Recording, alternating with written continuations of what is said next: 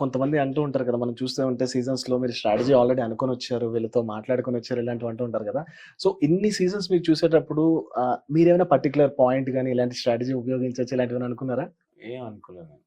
To be frank hmm. Mahi, big boss నేను okay అనుకున్నాము. మనం అంతా ఓకే అయిన తర్వాత I just wanted to go and be myself. అది కోపంలో అయినా, హ్మ్. నచ్చలేని ఏదైనా టాస్క్‌లో అయినా, బిహేవియర్‌లో అయినా నేను పర్సనాలిటీ నిఖిల్ ఎలా ఉండాలో అలాగే ఉండాలి. I don't want to change and make it something else.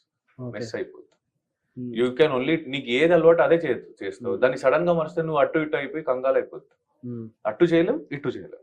So ఏం చేస్తావో దేంట్లో పర్ఫెక్ట్ ఉన్నావో దాంట్లోనే చేసుకెళ్ళిపో. ఇంకెందుకు మార్చుకోవడం దాన్ని. That is called reality. Hmm. I don't want to change anything myself. I'm happy the way I am. I'll go the way I am. Simple. బయటికెలా వస్తానో తెలీదు. లోపలికైతే నేను నీలాగే. ఐ థింక్ మీ ఫస్ట్ స్టెప్పింగ్ స్టోన్ వచ్చేసి serial. ఇప్పుడు next ఆ! Big boss. అంటే లైక్ ఏ బ్యాక్‌గ్రౌండ్ లేనప్పుడు కన్నడ నుంచి, కర్ణాటక నుంచి, మైసూర్ నుంచి వచ్చినప్పుడు ఎందుకు ఇవ్వాలనే వాళ్ళు చాలా మంది ఉంటారు. అవునవును. మీకొక ఆపర్చునిటీ అనేవాళ్ళు.